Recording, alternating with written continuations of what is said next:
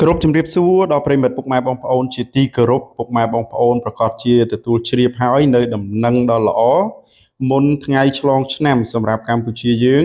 តាក់ទងជាមួយនឹងបងកងទ័ពបាទគឺវីរៈកងទ័ពយើងចំនួន18នាក់ត្រូវបានទាហានសៀមបាទធ្វើការបញ្ជូនត្រឡប់មកមាតុប្រទេសវិញហើយបាទសម្រាប់ថ្ងៃទី31ខែធ្នូឆ្នាំ2025នេះផ្ទាល់តែម្ដងបាទប្រិយមិត្តពុកម៉ែបងប្អូនបាទគឺពិតជារំភើបពូលដើមកមែនទែនហើយខ្ញុំគិតថាពុកម៉ែបងប្អូនក៏មិនខុសពីខ្ញុំដែរគឺជាពេលវេលាដែលយើងទន្ទឹងរង់ចាំដែលទាហានសៀមបានចាប់បាទកងកម្លាំងវីរៈកងទ័ពទាំង18នាក់យើងដែលត្រូវឃុំឃាំងទុកនៅឯប្រទេសថៃថ្ងៃនេះគឺជាថ្ងៃដ៏ល្អជាថ្ងៃដែលយើង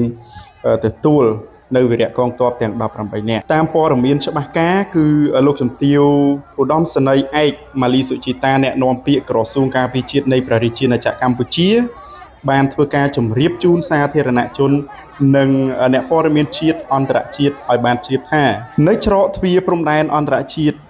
បាទគឺព្រំខេត្តបៃលិននៅវេលាម៉ោង10:00នាទីព្រឹកថ្ងៃទី21ខែធ្នូឆ្នាំ2025នេះយោធិនកម្ពុជាទាំង18រូបដែលបានស្ថិតក្រោមការឃុំគ្រងរបស់ភាគីថៃអស់រយៈពេល155ថ្ងៃមកហើយនោះត្រូវបានដោះលែងនិងបានបញ្ជូនត្រឡប់មកមាតុប្រទេសវិញដោយសុខសុវត្ថិភាពទេសូមគូបញ្ជាក់ផងដែរថាការដោះលែងយោធិនកម្ពុជាចំនួន18រូបឲ្យត្រឡប់មកកម្ពុជាវិញគឺធ្វើឡើងក្រោមការឯកភាពគ្នារវាងកម្ពុជានិងថៃនៅក្នុងសេចក្តីប្រកាសរួមនៃកិច្ចប្រជុំពិសេសលើកទី3នៃគណៈកម្មាធិការព្រំដែនទូទៅ GBC រវាងព្រះរាជាណាចក្រកម្ពុជានិងព្រះរាជាណាចក្រថៃដែលត្រូវបានចុះហត្ថលេខាកាលពីថ្ងៃទី27ខែធ្នូឆ្នាំ2025នៅក្នុងចំណុចទី11ដែលបានកំណត់ថាបន្ទាប់ពីការគោរពយ៉ាងពេញលេញនៅក្នុងរយៈពេល72ម៉ោងនៃបទឈប់បាញ់ដែលត្រូវបានចូលជាធរមានកាលពីវេលាម៉ោង12:00នាទីថ្ងៃត្រង់ម៉ោងនៅក្នុងស្រុកនៅថ្ងៃទី27ខែធ្នូឆ្នាំ2025នៅក្នុងដំណើរការនៃការវិលត្រឡប់របស់យោធិនទាំង18រូបរបស់យើងក៏មានការចូលរួមអង្កេតការពីសំណាក់ក្រុមអ្នកអង្កេតការអាស៊ាន AOT និងគណៈកម្មាធិការអន្តរជាតិនៃកាកបាទក្រហម ICRC ផងដែរលោកជំទាវម៉ាលីសុជីតាសូមជម្រាបថាការដោះលែងយោធិនរបស់យើងទាំង18នាក់នេះក៏ស្របជាមួយនឹងស្មារតីនៃសេចក្តីថ្លែងការណ៍រួមទីក្រុងកូឡាឡាំពួរស្តីពីកិច្ចព្រមព្រៀងសន្តិភាពរវាងកម្ពុជានិងថៃដែលត្រូវចុះហត្ថលេខាកាលពីថ្ងៃទី26តុលាឆ្នាំ2025រវាងសម្ដេចបវរធិបតីហ៊ុនម៉ាណែតនាយករដ្ឋមន្ត្រីនៃព្រះរាជាណាចក្រកម្ពុជានិងនាយករដ្ឋមន្ត្រីនៃព្រះរាជាណាចក្រថៃក្រោមការធ្វើជាសាក្សីរបស់ឯកឧត្តម Donald Trump ប្រធានាធិបតីនៃសហរដ្ឋអាមេរិកនិងឯកឧត្តម Anwar Ibrahim នាយករដ្ឋមន្ត្រីនៃប្រទេសម៉ាឡេស៊ីផងដែរដោយដែលរាជរដ្ឋាភិបាលនៃព្រះរាជាណាចក្រកម្ពុជាជាពិសេសសម្ដេចមហាបវរធិបតីហ៊ុនម៉ាណែតបានធានានឹងសន្យាយ៉ាងមុតមាំជាមួយក្រុមគ្រួសាររបស់យោធិនទាំង18នាក់ក៏ដូចជាប្រជាជនទូទាំងប្រទេសថាយើងមិនទុកយោធិនរបស់យើងណាម្នាក់ចោលនោះឡើយដោយយើងបានប្រើប្រាស់គ្រប់មធ្យោបាយនិងដំណោះស្រាយទាំងការទូតព្រមទាំងផ្លូវច្បាប់មនុស្សធម៌អន្តរជាតិរហូតសម្រេចបានការដោះលែងនាថ្ងៃនេះដើម្បីឲ្យយោធិនរបស់យើងអាចមកជួបជុំគ្រួសារជាទីស្រឡាញ់របស់ខ្លួនដែលបានទន្ទឹងរង់ចាំដោយក្តីនឹករលឹកជាពន់ពេក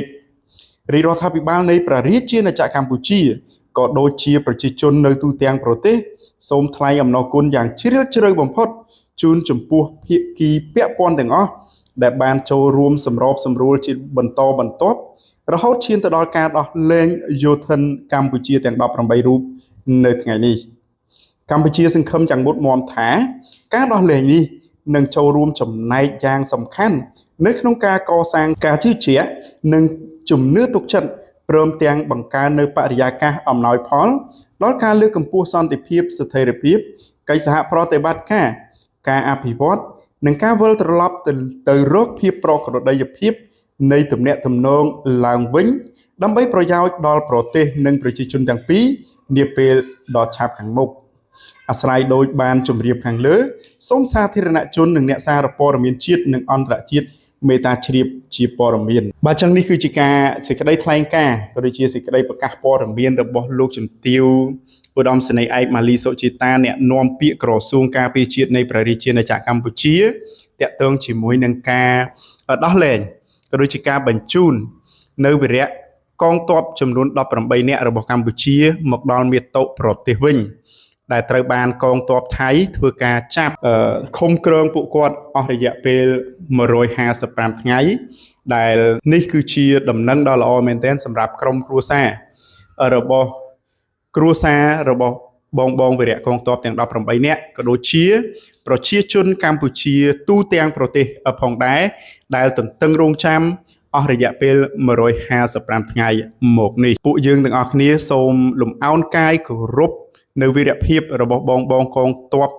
បាទការពារមាតុភូមិរបស់យើងទាំងអស់បាទមិនថាតែបងកង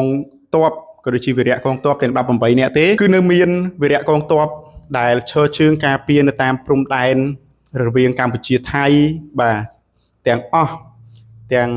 បងកងទ័ពដែលលោកបានពលីទៅហើយក៏យើងសូមសម្ដែងនៅការគោរពដឹងគុណហើយបងដែលកំពុងតែធ្វើការពារនៅទឹកដីបាទនៅតាមបណ្ដោយព្រំដែនកម្ពុជាថៃផងដែរបាទសូមជូនពរឲ្យពួកគាត់ជួបតែសេចក្តីសុខបាទហើយក៏សូមឈ្នះអស់មារសត្រូវផងដែរអ្នកជួរក្រោយមិនភ្លេចអ្នកជួរមុខទេបាទអញ្ចឹងពួកយើងនឹងចូលរួមគាំទ្រក៏ដូចជាឧបត្ថម្ភតាមសកម្មភាពផ្សេងដែលពួកយើងជួរក្រោយអាចធ្វើបានបាទអញ្ចឹងសម្រាប់ព័ត៌មាននេះសូមបញ្ចប់អរគុណពុកម៉ែបងប្អូនទាំងអស់គ្នាសូមគោរពលា